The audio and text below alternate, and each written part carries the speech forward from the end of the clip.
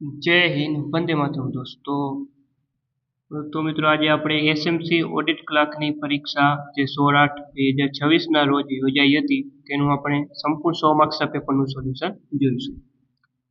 તો ચાલો મિત્રો, પહેલો જ ક્વેશ્ચન છે કે નીચેનામાંથી કઈ પરિસ્થિતિમાં ઓડિટ અભિપ્રાય આપવાનો ઇનકાર કરે છે? તો આની અંદર મિત્રો વાત કરીએ તો ઓપ્શન બી આનો સાચો જવાબ આવશે. ભાઈ જ્યારે ઓડિટનો અવકાશ ખૂબ મર્યાદિત હોય અને પૂરતા પુરાવા ઉપલબ્ધ ન હોય, તો ઓપ્શન બી સાચો જવાબ બનશે. ત્યારબાદનો પ્રશ્ન છે કે ભાઈ ઇન્વેન્ટરીની ચકાસણીમાં શું સામેલ થાય છે? તો આમાં પણ ઓપ્શન બી સાચો જવાબ આવશે. ભૌતિક ચકાસણી, મૂલ્યાંકન અને માલિકીની પુષ્ટિ. ત્યારબાદ ત્રીજા નંબરનો પ્રશ્ન જે રીઝનિંગનો પૂછો છે કથન અને નિષ્કર્ષમાંથી. બધા કૂતરા બિલાડી છે, કોઈ બિલાડી જે છે ઉંદર નથી. તો બધા વાત કરીએ તો બધા કૂતરા છે. આ દાખલા તરીકે કૂતરા છે, બધા કૂતરા શું છે તો કે બિલાડીની અંદર છે, તો આ બિલાડી. હવે એવી રીતે વાત કરીએ તો કોઈ બિલાડી ઉંદર નથી, એટલે કે બિલાડીને અને ઉંદરને અહીંયા કશું લેવા દેવા નથી. આ થઈ ગયો આપણો ઉંદર, બરોબર. હવે તમે નિષ્કર્ષ વાંચો કે ભાઈ કોઈ કૂતરો ઉંદર નથી. આ કૂતરો થઈને ઉંદર છે, આ બંનેને કાંઈ લેવા દેવા નથી, બરોબર છે. કોઈ કૂતરો ઉંદર નથી, તો આ બિલકુલ સાચું વિધાન છે. કેટલાક કૂતરા ઉંદર છે, આ કૂતરો અહીં છે ને ઉંદર છે, આને કાંઈ લેવા દેવા જ નથી, તો આ વિધાન કેટલાક કૂતરા નથી એવું આવે, એટલે આ ખોટું છે. એટલે કે માત્ર ફક્ત એક જ અનુસરે છે, તો ઓપ્શન એ આપણો અહીં સાચો જવાબ મિત્રો રહેશે. ગુજરાત પ્રાંતીય મહાનગરપાલિકા અધિનિયમ 1949 મુજબ કોઈ શબ્દનો અર્થ નક્કી કરતી વખતે કયો સિદ્ધાંત લાગુ પડે છે? તો ઓપ્શન સી આવશે કે ભાઈ વિષય અથવા સંદર્ભ વિરુદ્ધ ન હોય ત્યાં સુધી અધિનિયમની વ્યાખ્યા લાગુ પડે. સરકારી લેખન પદ્ધતિ મુજબ નીચેના પૈકી કયું નિવેદન પૂર્વ પ્રત્યયો અંગે યોગ્ય છે? તો આમાં વાત કરીએ તો ઓપ્શન ડી આમાં જે છે સાચો જવાબ મિત્રો રહેશે. તો કે ઘણાને ખ્યાલ જ નહોતું કે સરકારી લેખન પદ્ધતિ જીપીએમસી એક્ટ અને રીઝનિંગ જ પૂછવાનું છે. ઘણા બધા ગુજરાતી અંગ્રેજી એવું કરી ગયા. નીચેનામાંથી કોણ ભારત સરકારના ખાતાઓને ઓડિટ કરે છે? તો એ છે મિત્રો નિયંત્રક અને મહાલેખા પરીક્ષક. ભારતના જાહેર ખાતામાં એવા ભંડોળોનો સમાવેશ થાય છે જે સરકાર દ્વારા અન્ય લોકો માટે ટ્રસ્ટ રાખવામાં આવે છે, જેમ કે પ્રોવિડન્ટ ફંડ છે, નાની બચત છે. ઓપ્શન બી સાચો જવાબ આવશે. ત્યારબાદ ક્વેશ્ચન નંબર 8. તેમાં જે છે મિત્રો ડાયરેક્ટ આપણે વાત કરીએ તો આમાં જવાબ ઓપ્શન સી આવશે, સતત ઓડિટ. આમનોંધ એ નાણાંનો કેવો ચોપડો છે? એ નાણાંનો કેવો મૂળભૂત પ્રાથમિક ચોપડો છે. જો કોઈ કંપની બીજી કંપનીના 85% શેર ખરીદે તો બાકીના 15%ને શું કહેવાય? બાકીના 15%ને કહેવાય છે માઇનોરિટી ઇન્ટરેસ્ટ. ત્યારબાદ રિઝનિંગનો પ્રશ્ન છે દિશા અને અંતરનો, કે ભાઈ એક માણસ છે ઉત્તર દિશામાં, આ ઉત્તર દિશા થઈ ગઈ, એમાં 10 કિમી ચાલે છે, તો આ 10 કિમી મિત્રો જે છે ચાલે છે 10. એવી રીતે ત્યારબાદ એ જમણી બાજુ વળી જાય છે, આ તરફ જમણી બાજુ થાય 5 ચાલે છે, અને ત્યારબાદ ફરીથી જમણે વળે, એટલે કે નીચેની બાજુ 15 કિલોમીટર ચાલે છે, તો આ 15. ઓકે, આ 10 થાય અને 5 એટલે 15 ટોટલ થયું. અને ત્યાંથી ફરીથી જે છે ડાબે વળે, તો ડાબી બાજુ આ 5 કિમી ચાલે છે, તો આ કઈ દિશા થાય મિત્રો? આ પૂર્વ દિશા થાય અને આ દક્ષિણ દિશા થાય, તો દક્ષિણ પૂર્વ. અને કેટલા કિલોમીટર થાય? તો આ 5 આવ્યું અને 5 એટલે 10 થાય. ઓપ્શન એ આપણો અહીં સાચો જવાબ મિત્રો રહેશે. કયું સોફ્ટવેર કોમ્પ્યુટર સિસ્ટમના સંસાધનો જેમ કે પ્રોસેસર, મેમરી છે, આઈઓ ઉપકરણો, ફાઇલો વગેરેનું સંચાલન અને નિયંત્રણ કરે છે? Operating system. રોકડેથી માલ ખરીદતા કયા ખાતે ઉધાર થશે? ખરીદ ખાતે. સરકારી લેખન પદ્ધતિ મુજબ તત્સમ શબ્દોની જોડણી અંગે કયો નિયમ સ્વીકારવામાં આવ્યો છે? તો ઓપ્શન એ સાચો જવાબ આવશે મિત્રો. કયા ખ્યાલ મુજબ આવક અને તેને લગતા ખર્ચ એક જ વર્ષમાં નોંધવા જોઈએ? Matching concept. ઓપ્શન એ સાચો જવાબ રહેશે. પછી દેવી હુંડી એ ધંધા માટે શું છે? તો એ છે દેવું. ઓડિટ ટ્રેઇલ શબ્દ શાનો સંદર્ભ આપે છે? પ્રારંભથી અંતિમ રિપોર્ટિંગ સુધીના વ્યવહારોનો સંપૂર્ણ ઇતિહાસ. ચાલો ત્યારબાદ ક્વેશ્ચન નંબર 18ની વાત કરીએ કે ભાઈ મેનેજરની કાર્યક્ષમતા કે પ્રમાણિકતા ચોપડે કેમ નોંધાતી નથી? તો ઓપ્શન ડી સાચો જવાબ આવશે કે તેનું મૂલ્ય નાણાંમાં માપી શકાતું નથી એટલા માટે. વર્ષ દરમિયાન નિયમિત અથવા અનિયમિત અંતરાલે કરવામાં આવતો ઓડિટ કયો છે? સતત ઓડિટ. ભારતના આકસ્મિક ભંડોળનો ઉપયોગ થઈ શકે છે? તો અણધાર્યા ખર્ચને પહોંચી વળવા, જે પછીથી સંસદીય મંજૂરીને આધીન છે. ત્યારબાદ ક્વેશ્ચન નંબર 21 જે છે મિત્રો ઓપ્શન સી સાચો જવાબ આવશે. નીચેનામાંથી કયું ચાલુ મિલકતનું ઉદાહરણ છે? તો એ છે મિત્રો રોકડ. ત્યારબાદ ક્વેશ્ચન નંબર 23 છે કે ભાઈ શું ઓડિટના અવકાશમાં દસ્તાવેજોની સત્યતા જેમ કે બનાવટી સહી ઓળખવી ચકાસવાનો સમાવેશ થાય છે? તો મિત્રો ના, ઓપ્શન બી સાચો જવાબ આવશે. ઘસારાની જોગવાઈઓ કયા સિદ્ધાંતને અનુસરે છે? સાવચેતીનો સિદ્ધાંત. ધંધો ભવિષ્યમાં લાંબા સમય સુધી ચાલશે તેવી ધારણા કયા ખ્યાલ પર આધારિત છે? ચાલો, તો આમાં જે છે મિત્રો ઓપ્શન બી સાચો જવાબ આવશે.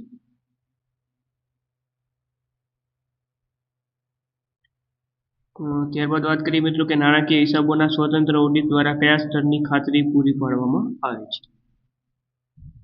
તો જે છે જવાબ આવશે વ્યાજબી ખાતરી. નાણાકીય હિસાબોના ઓડિટનું આયોજન કરવાની ઓડિટરની જવાબદારી સાથે કયું ઓડિટ ધોરણ સંબંધિત છે? એ છે 300. ક્વેશ્ચન નંબર 28ની મિત્રો વાત કરીએ તો એમાં જે છે ઓપ્શન બી સાચો જવાબ આવશે.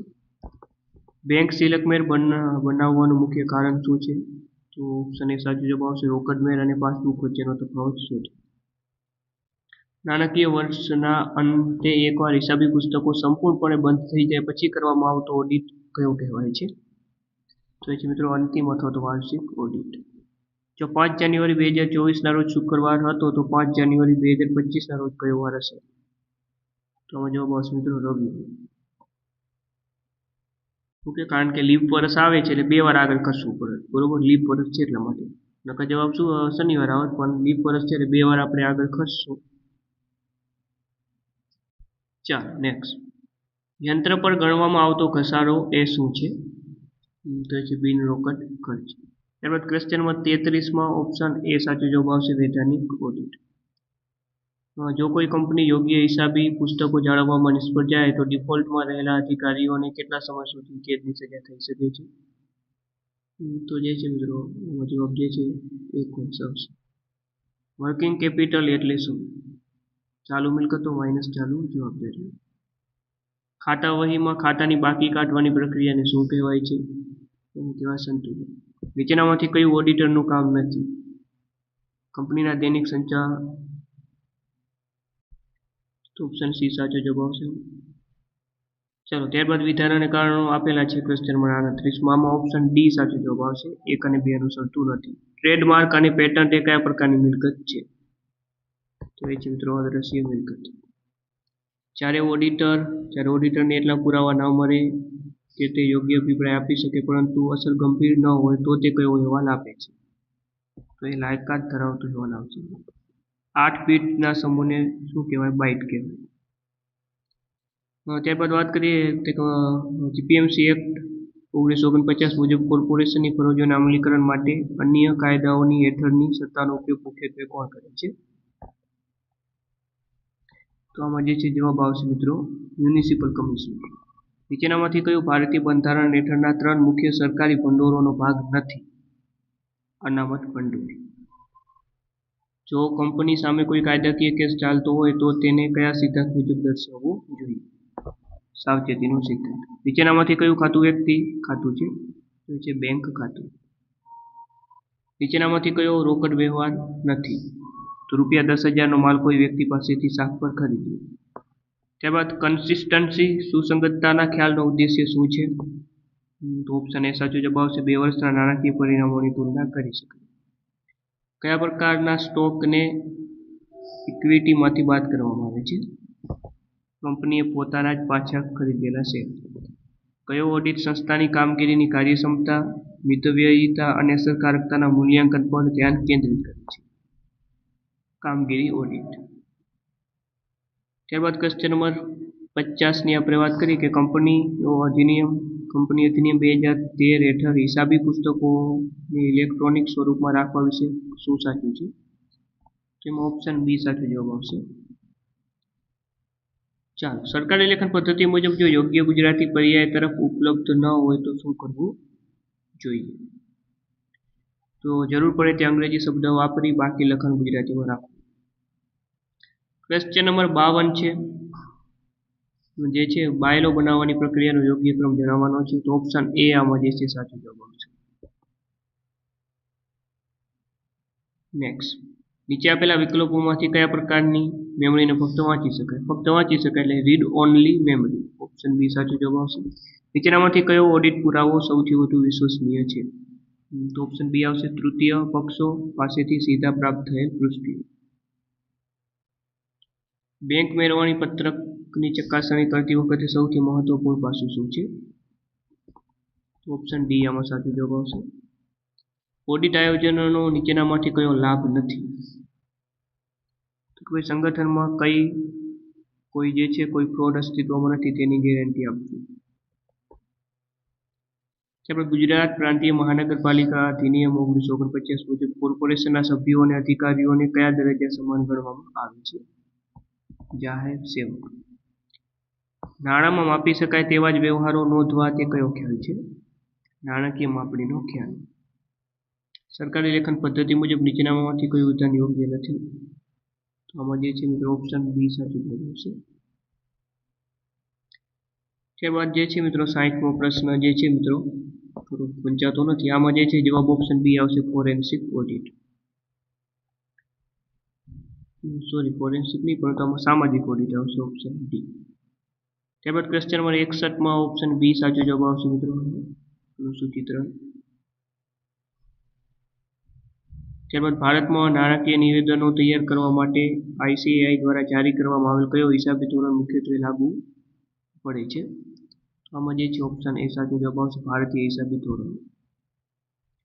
કયા ખ્યાલ મુજબ મિલકતોને તેની બજાર કિંમતને બદલે ખરીદ કિંમતે નોંધવામાં આવે છે? તો છે ઐતિહાસિક ખર્ચનો ખ્યાલ. માલિક ધંધામાંથી અંગત વપરાશ માટે રોકડ કે માલ લઈ જાય તેને શું કહેવાય? ઉપાડ. ભારતમાં કંપનીઓ માટે નાણાકીય નિવેદનોનો ફોર્મેટ ક્યાં સૂચવવામાં આવ્યો છે? કંપની અધિનિયમ 2013ની અનુસૂચિ 3 છે. સરકારી કામકાજમાં ગુજરાતી ભાષાના ઉપયોગમાં સૌપ્રથમ કઈ બાબતની આવશ્યકતા દર્શાવવામાં આવી છે? ઓપ્શન બી સાચો જવાબ રહેશે. વિલંબિત આવકવેરા જવાબદારી ક્યારે ઉદ્ભવે છે? જ્યારે એકાઉન્ટિંગ નફો ટેક્સ નફા કરતો વધુ. Option B. ત્યારબાદ ક્વેશ્ચન નંબર 68ની વાત કરીએ તો એમાં ઓપ્શન બી સાચો જવાબ આવશે. ત્યારબાદ ક્વેશ્ચન નંબર 69માં મિત્રો વાત કરીએ તો સરકારી લેખન પદ્ધતિ મુજબ વાક્યમાં દૂરાન્વયી રચના ટાળવા નીચેના પૈકી કયું સૂચન આપવામાં આવ્યું છે? તો 3 આવશે. એમાં ઓપ્શન ડી સાચું છે. ચાલો, ક્વેશ્ચન નંબર 70 છે કે ભાઈ ગુજરાત પ્રાંતીય મહાનગરપાલિકા અધિનિયમ 1949 મુજબ મ્યુનિસિપલ બજારમાં સ્ટોલેજ ભાડું અથવા અન્ય ફી વસૂલ કરવાનો મુખ્ય હેતુ કયો છે? તો એ છે બજારમાં સંચાલન અને ઉપયોગ બદલ કાયદેસર આવક પ્રાપ્ત કરવી. દેવાદારો પાસેથી મળવાપાત્ર રકમ જો ન મળે તો તેને શું કહેવાય? એને કહેવાય કાલખાટ. ક્વેશ્ચન નંબર 72ની મિત્રો વાત કરીએ તો એમાં જવાબ ઓપ્શન એ આવશે. 73મો પ્રશ્ન છે કે કંપની અધિનિયમ 2013ની કઈ કલમ દરેક કંપની એ યોગ્ય હિસાબી પુસ્તકો જાળવવા ફરજિયાત બનાવે છે? તો એ છે કલમ 128. ભારત સરકારને તેના ખાતાઓ કઈ બંધારણીય સત્તા હેઠળ જાળવે છે? ચાલો, આમાં જે છે મિત્રો જવાબ ઓપ્શન બી રહેશે. સામાન્ય રીતે એકાઉન્ટિંગ માટેનો સમયગાળો કેટલો હોય છે? 12 વર્ષ. ત્યારબાદ ક્વેશ્ચન નંબર 76માં જે છે ઓપ્શન સી સાચો જવાબ આવશે. અલ્ગોરિધમનો અર્થ શું થાય છે? તો જે છે ઓપ્શન બી સાચો જવાબ આવશે.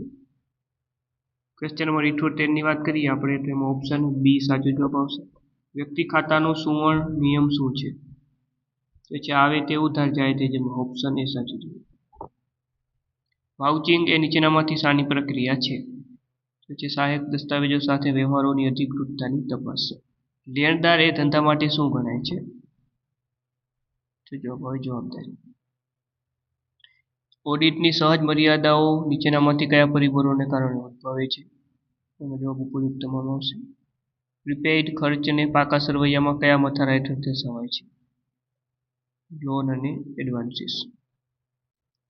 નીચેનામાં વિકલ્પોમાંથી ડોટ ડોક ફાઇલ એક્સટેન્શન કોને લાગુ પડે છે? તો જવાબ આવશે MS વર્ડ ડોક્યુમેન્ટ. ત્યારબાદ જીપીએમસી એક્ટ 1949 મુજબ બાયલોની પુષ્ટિ કર્યા પછી તેને ક્યાં પ્રકાશિત કરવાના હોય છે? સત્તાવાર રાજપત્રમાં. ક્વેશ્ચન નંબર 86 ની વાત કરીએ તો એમાં ઓપ્શન સી સાચો જવાબ આવશે, વૈધાનિક ઓડિટ. ચાલો 87 માં જે છે ઓપ્શન સી આમાં જે છે સાચો જવાબ આવે છે. ક્વેશ્ચન નંબર 88 ની વાત કરીએ મિત્રો તો એમાં જે છે જવાબ આવશે ઓપ્શન સી. 89 માં જે છે મિત્રો ઓપ્શન બી સાચો જવાબ આવશે. ત્યારબાદ વાત કરીએ ક્વેશ્ચન નંબર 90 જે છે એમાં ઓપ્શન બી સાચો જવાબ આવશે. આમ જોવા જઈએ ઓકે ઓપ્શન ડી પર આમાં જવાબ આવી શકે છે, બી પણ આવી શકે છે, જોઈએ ફાઇનલ આન્સર કેવો છે. તો આ બંનેને ધ્યાનમાં લેવા હાલ પૂરતા. ક્વેશ્ચન નંબર 91 માં વાત કરીએ મિત્રો તો એમાં ઓપ્શન એ સાચો જવાબ આવશે. ક્વેશ્ચન નંબર 92 માં જે છે એમાં ઓપ્શન એ સાચો જવાબ છે. ક્વેશ્ચન નંબર 93 માં ઓપ્શન બી સાચો જવાબ છે. ક્વેશ્ચન નંબર 94 છે કે કયા નિયમ મુજબ ખર્ચ કે નુકસાન ઉધારવામાં આવે છે? તો જવાબ આવશે ઉપજ ખર્ચ ખાતાનો નિયમ. ત્યારબાદ ક્વેશ્ચન નંબર 95 માં જે છે ઓપ્શન બી સાચો જવાબ છે. ક્વેશ્ચન નંબર 96 માં ઓપ્શન બી સાચો જવાબ છે. કઈ પદ્ધતિ ઘસારાની રકમ દર વધે સરખી રહે છે? તો જવાબ આવશે આની તો સીધી લીટીની પદ્ધતિ. ક્વેશ્ચન નંબર 98 માં જે છે મિત્રો એમાં ઓપ્શન એ સાચો જવાબ રહેશે. નીચેનામાંથી કયો ઓડિટનો મુખ્ય હેતુ છે? તો જવાબ આવશે કંપનીના ખાતાઓ સાચા અને અન્ય ન્યાયપૂર્ણ દ્રષ્ટિકોણ રજૂ કરે છે કે કેમ તે ચકાસવાનું. અને છેલ્લો પ્રશ્ન છે કે ભાઈ ગુજરાત પ્રાંતીય મહાનગરપાલિકા અધિનિયમ 1949 મુજબ વાર્ષિક વહીવટી અહેવાલ અને હિસાબો તૈયાર કરવાનો મુખ્ય હેતુ કયા છે? આમાં ઓપ્શન એ સાચો જવાબ રહેશે. તો મિત્રો આ ઓડિટ ક્લાર્કનું સંપૂર્ણ પેપર સોલ્યુશન 100 માંથી કેટલા સાચા પડ્યા કોમેન્ટ બોક્સમાં જણાવી દેજો, જેથી ખ્યાલ આવે કે મેરિટ આનું કેટલું રહી શકે છે. તો દરેક વિદ્યાર્થી મિત્રોએ માર્ક્સ કોમેન્ટ બોક્સમાં અવશ્ય જણાવી દેવા. કોઈ પણ પ્રશ્નમાં જો ભૂલ લાગે, ડાઉટ લાગે તો પણ તમે નીચે કોમેન્ટ બોક્સમાં જણાવી દેજો.